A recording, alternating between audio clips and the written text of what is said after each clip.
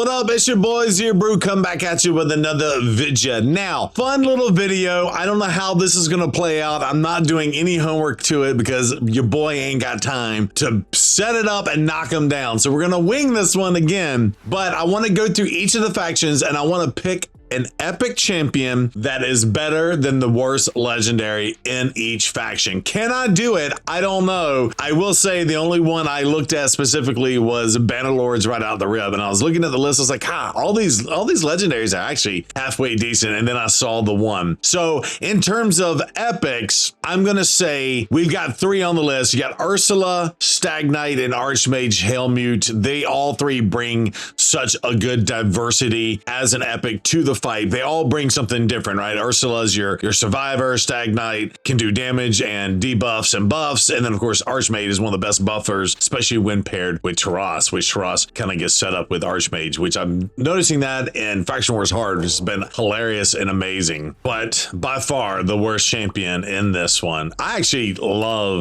I love Raglan, but I'm gonna have to give it Adlin. She was a free champion that we got, I think, last year or something. She's in, I think she was supposed to be built to do Sand Devils because she provides like a sleep or whatnot. Oh, don't waste your books on this champion. I think she is not very good. I know there's a lot of people that maybe started at that time. This might be one of your first legendary champions, so you might have a special place in your heart for her, but compared to like so many other champions in this faction, not so good. I don't know. Who would you pick for Bannerlords? Let me know. Real quick, click the link in my description to get a free Karato as well as Annex, Ugo, and Mausoleum Mage as you level up. Here's how to do it. Log out of Player and Play on the PC and uninstall. Click the link in my description and register with a brand new email. Launch raid and complete the tutorial. Go to your inbox and claim your first champion. Get an awesome start in Raid Shadow Legends with your free Karata Fox Hunter as well as 3 epic champions. Hit the link below and claim them today. I'll see you in the game. Woo! Okay, let's go on to the high elves. Who would you pick? I don't know. Skaramis is pretty good, but I probably would pick Royal Guard, even though I don't like Royal Guard. To me, he's so squishy and hard to keep alive. I do use Nildor in Fahrenheit Hard, but yeah, probably Royal Guard is probably really good to put on this list. Is better than the worst legendary. And I was looking at the legendary list and I was going to go with Alexander because I know he's a fusion stuff, but I was looking at his kit. He does at least bring a defense down and weaken. And then I realized, oh, right beside it, Pictional, worst champion probably in the game. And I know she's received several buffs and people are they've been trying to make her viable. I don't care what you change on her. If you don't reduce the books for her, she's not viable. And why do I say that? 18 books, right? 1, 2, 3, 4, 5, 6, 7, 8, 9, 10, 11, 12, 13, 14, 15. And then on the passive, 16, 17, 18 on the passive, 18 books. Pixel, you're the worst champion in the game, but you definitely take it for the high elves. Moving on. Okie dokie, so Sacred Orders, kind of your best epics, and there's some really good epics in this faction as well. Obviously, Inquisitor Shamil just brings something very unique to the table. Godseeker is probably top 2 or 3 epic in the game, and Phoenix with the A1 and the blocking, and then Mordecai if you get him for Spider Burns. So of these, I think probably you have to say Godseeker because of what she brings to the table and how much stuff she can do. I don't use Godseeker as much, so if it was me picking specifically for me and my account, Phoenix all day long. Love how hard he hits. Love the A1 is amazing, especially with the ally attacker in arena. But Godseeker is probably the right answer on this. And then just going up and looking at this list, there's a few that I don't have. I think Errol hits very hard, never used him or anything like that. I know people have dissed Supreme Aethel, but I don't know if she got a buff recently or not. I can't remember. I can't keep it all in my brain. But I'm just looking at this list. Bess actually hits pretty hard. Would love to see her get a little bit of a buff. I'm gonna say Matthias Blackflail. He is one of the newer champions of the game. I think he looks cool. I like the one-handed thing's been cut off, but he's kind of got like the loop to help him do his attacks and stuff. But on paper, this dude looks really cool. And please let me know if you have this dude and you use him and you think he actually is really, really good. The reason why I say him is I don't think I've ever faced this dude anywhere. You would think he's got reflect damage and taunt would kind of work. Counterattacks with the taunts placed out, he can ignore some in defense, does an extra hit if the enemies have no buffs. I don't know. I just never have seen this dude ever get played. And so I'm going to say it's going to be him. I like the way he looks though. So let me know if you have him and you use him. If he's not the worst champion, who would you replace for him? So another real good one for the epics as well. A lot of great champions in here. Alika and Farrakhan the Fat obviously stand out. Actually, a lot of them are really good. So for best epic, and Haikatu is really good too, and that's a free one you get. Probably Farrakhan or Alika. I've used obviously Farrakhan more on my account, but Alika is growing on me and I need to use her more and more. She brings so much to the table with the ability to put skills on cooldown actually for 2 turns. It's great. And then her A1 and A2 are great, but this is attacks all enemies. You can put her in a stun set, and Alika is probably the one I want to go with. Okay, so in terms of the worst legendary, I was looking at Rourke. Opidine just got a buff, and you can really see it against Opidine. It's got to go to Altan. Oh my God. And just rereading his kit right now, it is so terribly bad. So terribly bad. A single target attack, by the way, isn't even 100% chance of placing a decreased attack buff if he's booked. Same thing here. He does bring increased defense. He is a defense-based snooker and also can place a shield based on their max HP, but only if he kills an enemy. Are you kidding me? Maybe this dude has awesome multipliers. I don't know. I will never build this champion unless he receives an insane buff.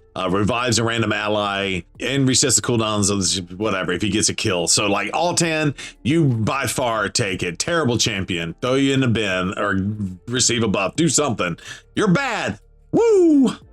Again, another one. So we're on Ogden Tribes.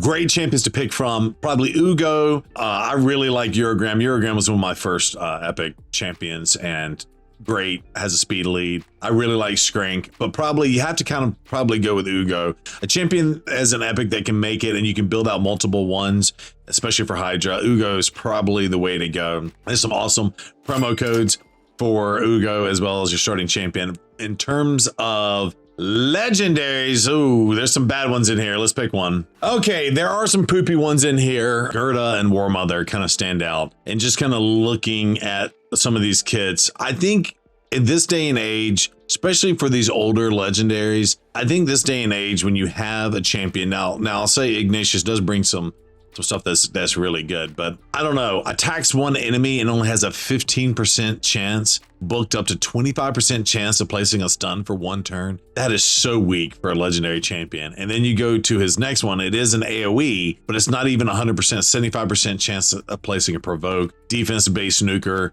is a 25% aura. There's so many better auras in the game. This is one that when you look at it, power creep is just power crap this dude into irrelevancy.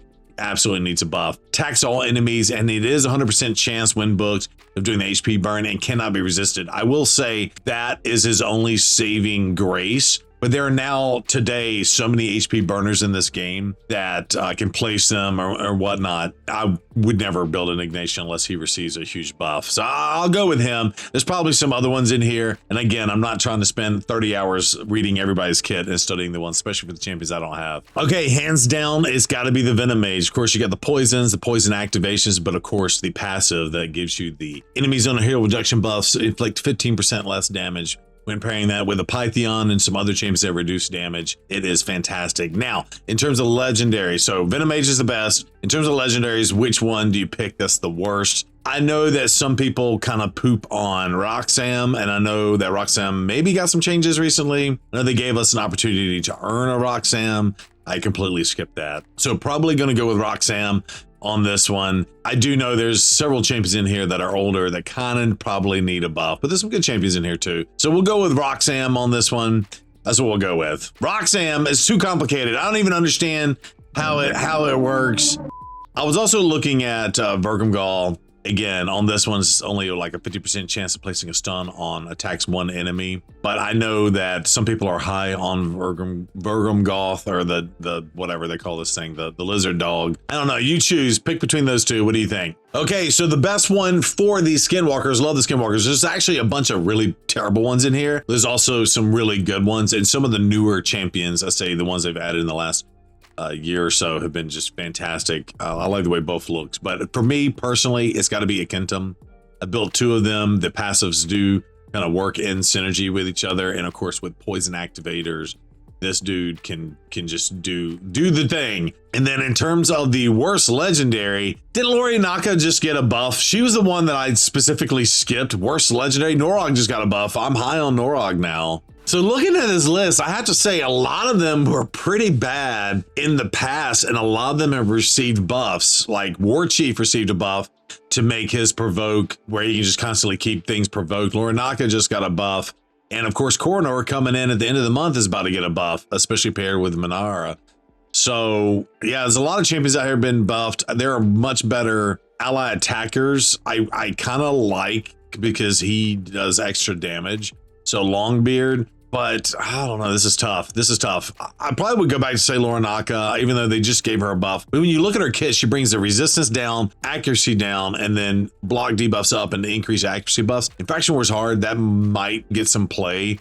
And of course, you get some turn meter with her as well. And I've actually had to lean on using Hakorn Smash Lord as a support champion. I just think, yeah, just really bad. It does have the cleanse and stuff. And I don't know. I just feel like the kit doesn't do it justice. So who would I pick right now today? And of course, Norog famously just got a buff. I'm loving Norog right now. And Bombus on paper was supposed to be awesome. A great looking champion. Also brings in Feeble.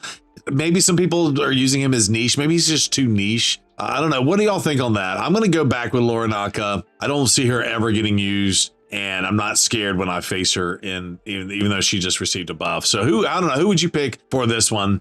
A lot of them have received buffs, because you could have said a whole bunch of some of these other champions a while back, but who would you pick? Okay, best champions in the orcs, and I think we'll just make this a two-part series, and we're going to end the video on the orcs here. But I mean, you got to say Seer, right? Because Seer is one of the biggest nukers in the game. We could do the Caruso event that's thankfully ending in a few days here.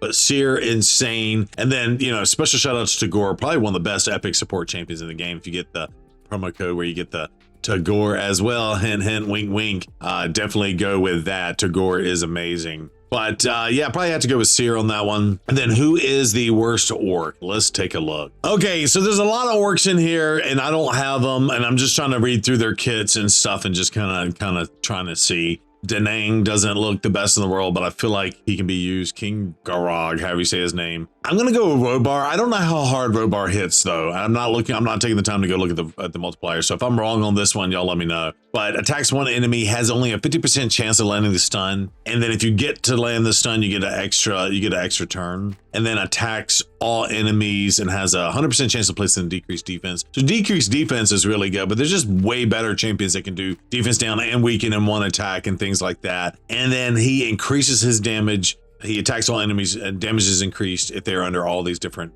things, right?